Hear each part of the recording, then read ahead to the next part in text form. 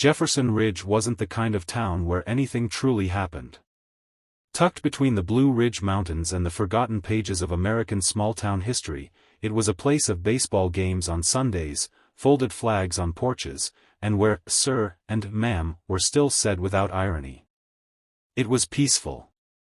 Predictable. And after everything Jake Callahan had seen in his 37 years, including 2 tours in Afghanistan and 1 divorce that cut deeper than shrapnel, predictable sounded just fine. Jake had moved to Jefferson Ridge 6 months ago, hoping to give his 11-year-old daughter Maddie the childhood she deserved. He had left behind the adrenaline, the nightmares, the constant alertness of active duty, and replaced it with morning coffee on a porch swing and occasional work at a local auto shop. But even as he tried to mold himself into the quiet life, part of him remained forever tuned, always alert, always scanning, always ready. It was a Wednesday when everything changed. Jake was standing by the old oak tree near the edge of Jefferson Ridge Middle School. He always arrived 20 minutes early for pickup. Maddie hated it, said it made her look like a baby. But Jake didn't care. The world didn't give out warnings before it shattered. He knew that too well. So he waited, leaning against the tree, sipping lukewarm coffee from a dented thermos, watching the school's double doors like they held secrets. It was during this routine watchfulness that he heard it. A scream. Not the playful shriek of kids playing tag. Not a startled laugh. This was sharp. Broken. Desperate.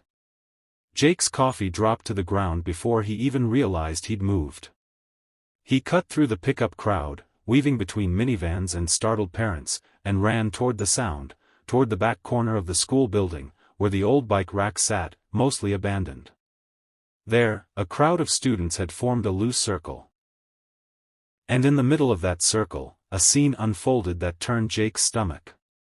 A tall, broad-shouldered boy, maybe 13 or 14, had a much smaller girl cornered against the chain-link fence.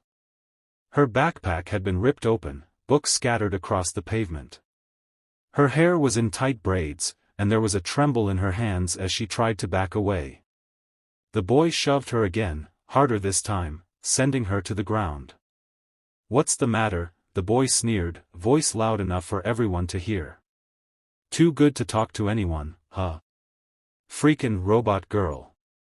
The other kids either laughed awkwardly or filmed with their phones. Not one of them stepped in. Jake's voice came low and firm. "That's enough." The crowd turned. The bully hesitated, blinking as Jake stepped into the circle like a storm cloud. "Who the hell are you?" the boy challenged, puffing his chest. Jake didn't raise his voice. He didn't need to. "You've got 3 seconds to walk away, son." 3 seconds. The boy hesitated. His bravado flickered, then crumbled.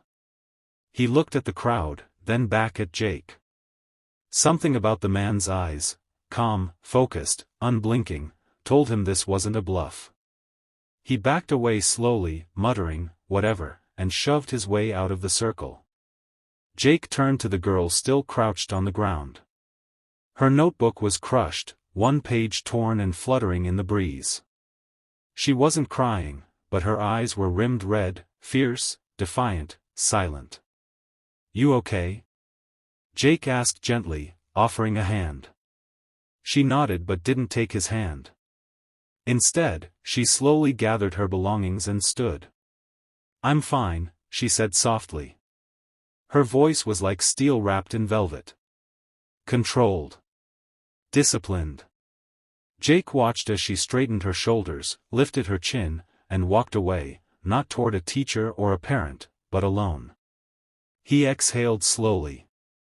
Something about the girl lingered with him, not just the bullying, but the way she carried herself. There was power in her silence. He recognized it. He'd seen it before, in soldiers. In survivors. That evening, Jake was making spaghetti when Maddie came bouncing into the kitchen. "Dad, did you scare that 8th grade jerk today?" Jake raised an eyebrow. "What?" The kid you yelled at. Devin something. He's been bullying people forever, but nobody ever stands up to him. Everyone at school's talking about how you just appeared out of nowhere like a ninja and made him run off like a baby. Jake smirked, shaking Parmesan onto the spaghetti. I wasn't a ninja. I just stepped in. You looked like a ninja, she insisted. You were all serious and quiet and deadly. Even Mr. Hargrove saw it and didn't say anything. Jake chuckled. Eat your dinner, kid. The next day, things got stranger. Jake pulled into the school's parking lot for pickup as usual. He was half an hour early again, habit. The air smelled like cut grass and sunshine. But as he got out of the truck, a sleek black SUV with military plates pulled in behind him. He recognized the plates before he recognized the man. The door opened, and out stepped a tall figure in full army dress blues. 4 stars gleamed on his collar. Jake's spine straightened unconsciously. The general scanned the area and walked directly toward Jake. His posture was perfect. His face unreadable. Are you the man who stopped the altercation yesterday? The general asked without preamble. Jake nodded slowly. I was nearby. Just did what needed doing. She didn't tell anyone at the school. Not even me. But the videos surfaced this morning. My daughter, the girl you stepped in for, is the one who was attacked. Jake's brows rose slightly. Your daughter? Yes, the general said. Alana. She's been closed off since her mother passed last year. We moved here from Fort Bragg 3 weeks ago. I didn't expect. His voice caught, just for a second. Jake nodded, understanding without needing words. I'm sorry for your loss. The general cleared his throat. I'm General Marcus Harlow. And I owe you. Jake extended a hand. Jake Callahan. Sergeant, Army. Retired. They shook. A pause stretched between them, heavy with unspoken layers. You did more than step in, the general said. You saw her. You didn't treat her like she was broken. Jake shrugged. She didn't look broken to me. She looked like she needed backup. I've been there. The general studied him. Would you consider meeting with her? Just to talk. She doesn't trust many adults. Especially not ones outside the military. Jake hesitated. He hadn't expected any of this. But then he remembered the look in Alana's eyes, not fear, but that haunting steel. That exhaustion no child should wear. If she wants to talk, Jake said quietly, I'll be there. 2 days later, Jake found himself in a quiet room at the school, sitting across from Alana Harlow. She didn't say much at first. Jake didn't press. He simply sipped his coffee, watching the wind play with the flag outside. You were in the army? She asked finally. He nodded. Infantry. 2 tours. My mom was a combat medic. She died in Iraq last year. I saw the flag ceremony. I was there. Jake met her eyes. I'm sorry. Alana looked down. Everyone always says that. I don't say it lightly. Silence. Then she pulled a notebook from her backpack. Opened to a page. It was a drawing. A pencil sketch. Jake standing between her and the bully, arms out, looking like a protective wall. You made me feel safe, she said. Jake swallowed the lump in his throat. I haven't felt that since Mom died. Weeks passed.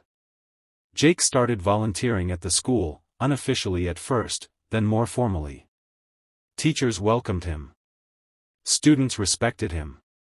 Maddie was simultaneously embarrassed and proud. Alana began sitting near Maddie at lunch. Then joining her after school. Then sketching with her on the benches near the garden. Something in her softened. And somewhere in the middle of that, Jake and General Harlow became something more than acquaintances. They shared coffee.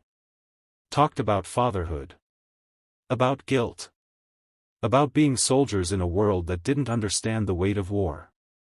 They began working on a program, one where local veterans could mentor at-risk kids. Use their structure and experience to create anchors for children drifting in silence. Jake never sought recognition. But what he did that day by the bike racks rippled outward, turning into something that would change Jefferson Ridge in ways no one could have imagined. And as for Alana, she didn't just start speaking again. She started living.